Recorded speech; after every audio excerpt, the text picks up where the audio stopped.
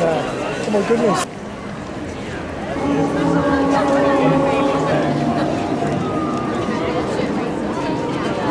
Could you tell us about why you love fossil fuel subsidies? That's lovely, lovely. That's so nice. We can keep protesting. Please give a very, very warm welcome to the fantastic Ben Okri. Piece I wrote is called For Today, Words for Today. Denial, justice, earth cries. When will we wake up? Day's end approaching. Climate migrants, oil spills, wandering rage of the world, trying to find a home. Who will give this crisis that's hanging over us a voice that will open the hearts of the people? Disasters coming. No amount of hiding can hide it. The young crave truth. Only truth will save us. Have to wake up before the night comes. The shadows are rushing towards us. Earth is shaking. Insects are perishing. Flowers are mourning. When will truth come? When will we have the courage to give this hour in history its true name? How many of us must perish before the government makes this climate crisis a priority? We are the not-so-slow suicide of the world. We are the not-so-fast saviors of the world. Oh, what would I give to have one person wake up to the truth of our world for every microsecond that they poison the air and the sea and the forests. If we rise up together in peace and truth and beauty, will they listen? Must we scream to be heard? Must the earth bleed to be nurtured? Has the world not bled enough? How do you get the ears of the world to listen without fear? To listen with courage? We need a new language that howls and caresses at the same time. A new language that frightens and gives hope at the same time. That tells the truth and transcends the truth at the same time. For the human being is a frail vessel that cannot bear light and yet cannot face the darkness. Must we become a new species? Must a human being be remade anew to face the tough truth of these times? There is no time for this renewal. We have to become new right now. Time will not wait for us in all the evils and poisons that we have spilled into the belly and soul of nature. Time will not wait for us to grow up and see what can be done and when we have had time to think about it. Because of what we humans have done, we have to accelerate our own transformation now. In the very teeth of the crisis that we ourselves have inflicted on ourselves. No gods will get us out of this. We are the gods that must do it. We are the gods that must step up to the greatest crisis in the history of human consciousness as we know it. We are the gods that must turn this story around. I'm not sure the bees or the trees or the fishes or the air or the future generations care very much how we do it. All they care about is that somehow, with intelligence, with passion, with sacrifice, with cunning, with our voices, our votes, our talents, our gifts, our rage, our love, our wounds, our disabilities, our doubts, our certainties, our courage, our fear, our loneliness, our solidarity, our style, our clumsiness, our youth, our age, our death, our births, that we get it done.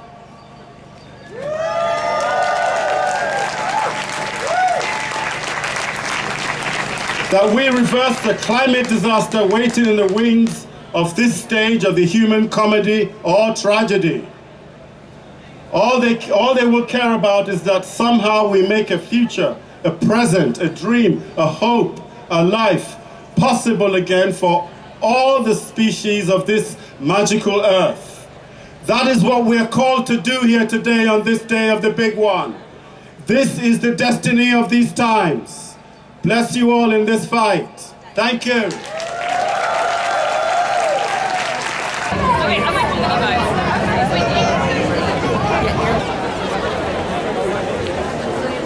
Veganism campaign group, the founder of that, the fantastic Juliet Gellatley.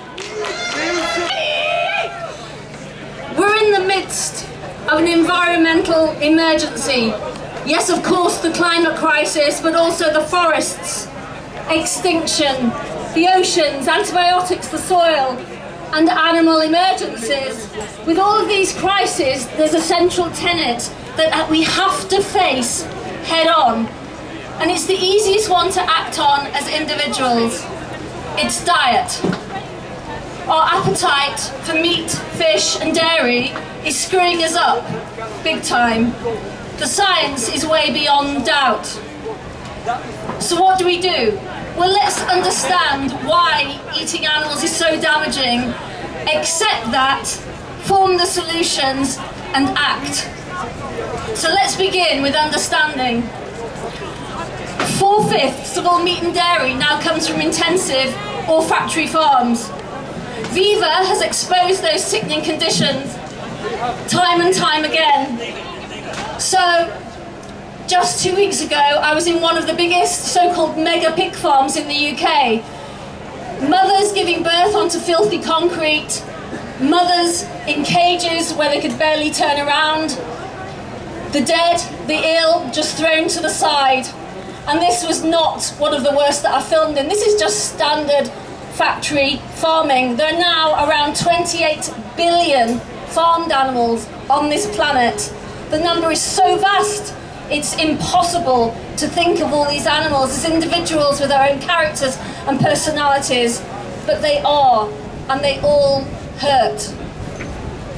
Whether on pasture or suffering in a factory farm, all of these animals have to be fed. And here's the crux of it, environmentally.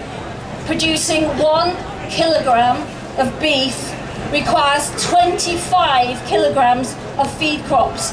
Think about that. I know it's stats and it tends to go in one ear and out the other, but it's so wasteful. Only 4% of the protein from the plant crops ends up as beef protein, and just 2% of the calories from the feed ends up as beef protein. It is the most staggeringly cruel and staggeringly inefficient way we could have ever devised to feed the human race. And yet growing food exclusively for direct human consumption could feed an additional 4 billion people. So with these stats, it's no surprise then animal agriculture produces 1/5 of all greenhouse gases. Just take that in. Why isn't this being talked about much, much more? Why isn't it top of the agenda? You know, all of you, how precious the forests are as a carbon sink and as the home to a beautiful myriad of life. And the most iconic, of course, is the Amazon. Yet each year, there are thousands of fires burning this precious, precious wilderness to the ground.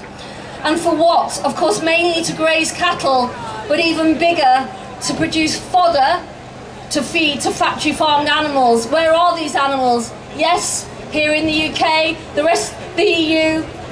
And which animals? It's factory farmed pigs and factory farmed chickens. So we can throw our hands in the air and try and blame other people, blame the Brazilians, but it's us driving this demand. Because as animal agriculture expands, the natural world shrinks.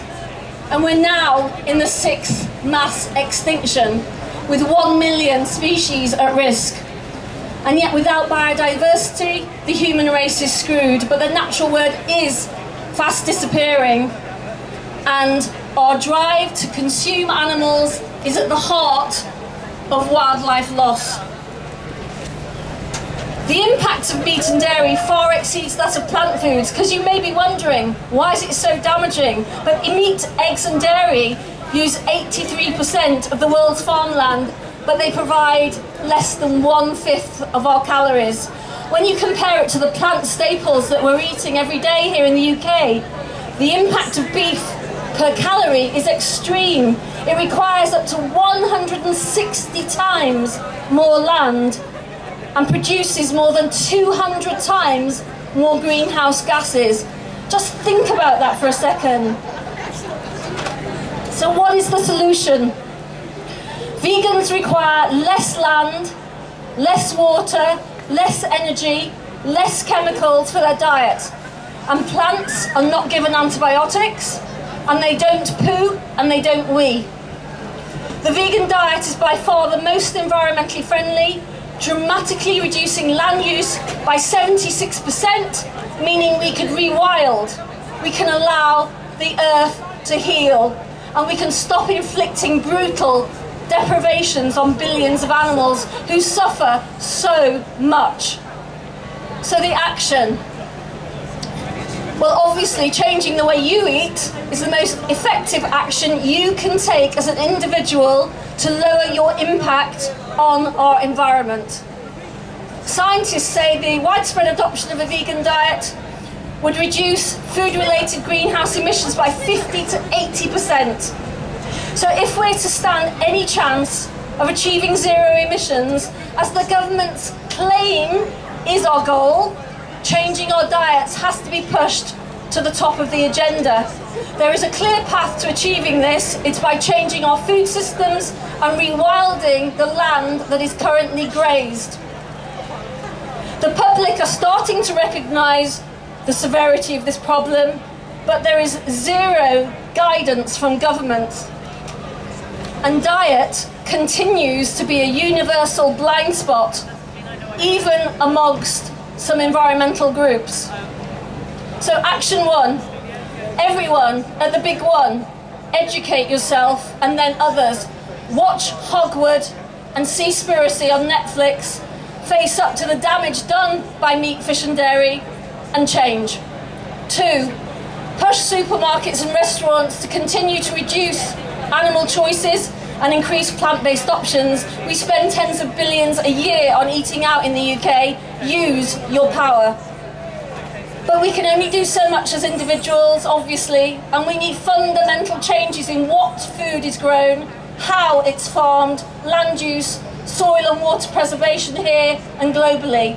So, 3, pressurise government to invest in transitioning to plant-based and ask them to remove all and any support for any type of animal agriculture, and to encourage universities and companies who commit to making that transition to plant-based happen.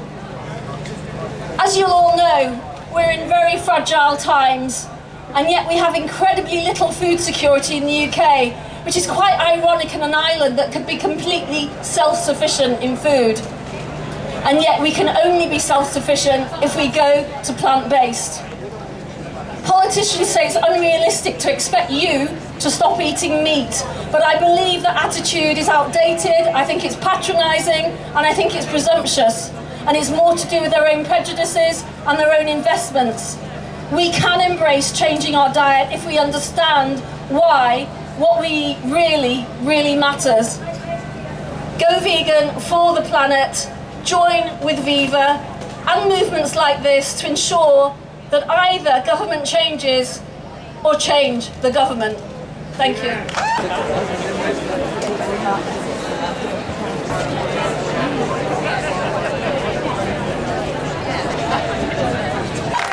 Hi everyone, I'm an astrophysicist from the University of Exeter, and I'm here to tell you what you all know, and I've seen many placards. There's no planet B. There isn't another one. I'm looking for planets outside our solar system. We're finding thousands. We know that there are billions. We know there are loads of planets, but we're not going to find one that's like our own. Do you know why? It's because of us. It's because of life.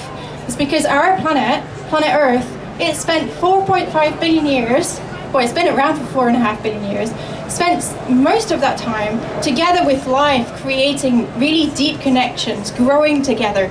Life and Earth have grown together, they've evolved together, and that's why our planet is the way it is. That's what makes it special, that's what makes it unique, that's what makes it our home. And so, you know, you're not going to go to Mars and find something that looks like what we've got here, because you need those billions and billions of planetary construction workers, all those bacteria, all those organisms, creating the world that we have today, creating our habitable world. So there's no planet B. Keep this planet alive. Keep us alive.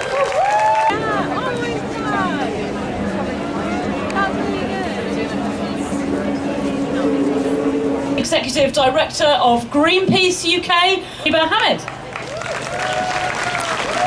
That is why it is so important for us to be here. That is why Greenpeace thinks it's so important to be a part of the larger movement. Those people would rather that we be divided in our differences and not come together. Those people that we rather be fighting over tactics and which tactic is important or which communication message is important. And I think the reason why this moment here and this gathering here is so important is because we have to put those differences aside. We have to come together. We have to pool our power, because together we are much, much stronger. We need those people in those buildings to take heed, to listen to us, to feel the pressure and find it impossible to ignore our demands. That is why we are here today. That is why we will continue to campaign. This is the time to show that we are greater than our history, than our education, greater than all the brainwashing that makes us feel that we can't be agents of change. Even you can make a new way.